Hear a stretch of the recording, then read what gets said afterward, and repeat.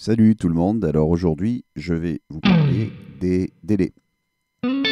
Alors qu'est-ce que c'est un délai? Un délai c'est à la base quelque chose qui enregistrait le son et qui le rejouait quasiment tout de suite. C'était à base de bandes, c'était Les Paul qui a inventé ça, peut-être d'autres en même temps. Donc lorsqu'on joue une note, la note était rejouée de fait à une certaine vitesse, était déterminée par la longueur de la bande. En fait, la longueur entre l'enregistreur et la bande qui allait rejouer ça. Alors, un des trucs du délai, c'est de faire en sorte que si on joue un morceau à une certaine vitesse, c'est de taper la vitesse du morceau pour ne pas avoir un truc qui soit pourri. C'est-à-dire qu'en fait, le but du délai, c'est de ne pas créer quelque chose de brouillon. D'accord? Donc ça, c'est un des premiers trucs du délai. C'est quelque chose qu'on ne voit pas partout sur toutes les pédales, de ne pas avoir de tap tempo. Donc soit vous savez calculer la vitesse de votre délai en millisecondes pour que ce soit calé avec votre tempo, soit vous avez un tap tempo. Moi, je sais que j'ai toujours eu des pédales avec des tap tempo et même si le son n'était pas excellent, ça permettait vraiment de faire en sorte que ce soit un peu plus propre. Donc quelque chose de très rapide, ça va donner ce qu'on appelle le slapback.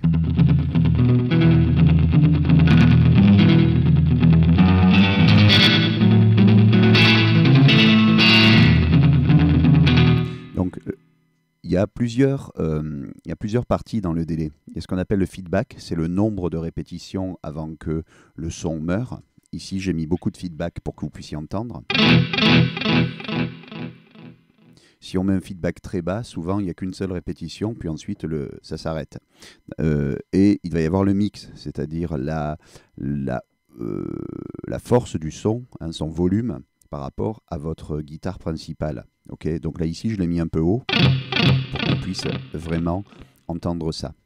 Un des trucs des guitaristes pros qui utilisent Brian May, qui utilisent Van Halen, etc., c'est de pouvoir avoir un délai qui ne soit pas sur le temps, sur la répétition, comme ici, avec la répétition qui est calée avec le tempo, mais qui est en fait calée sur la croche pointée ou sur la noire pointée, c'est-à-dire qu'en fait la répétition va venir se caler entre les notes principales. Donc, soit vous savez taper ça en comptant en fait le 1 et 1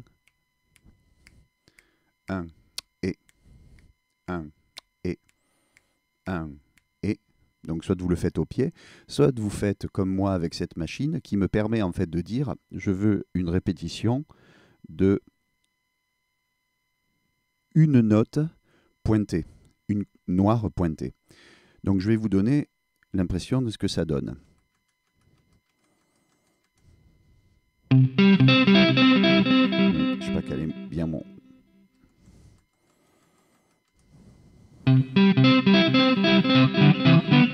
je ne suis pas calé au niveau de mon tempo.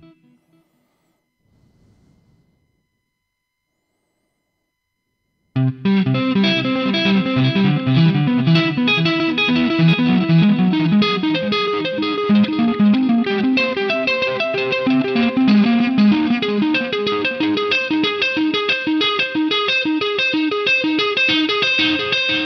voyez que là, la répétition se fait entre les notes.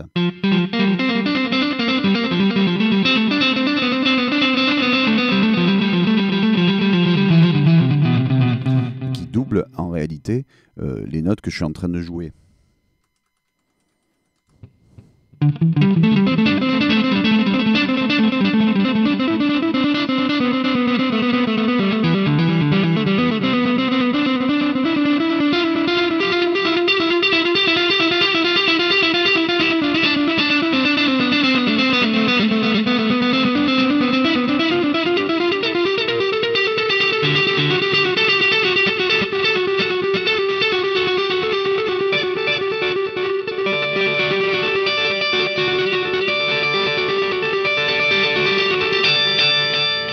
Vous voyez que pour certains, ça permet même d'inventer des parties très, on va dire, connues, mais qui sont basées vraiment sur ces répétitions.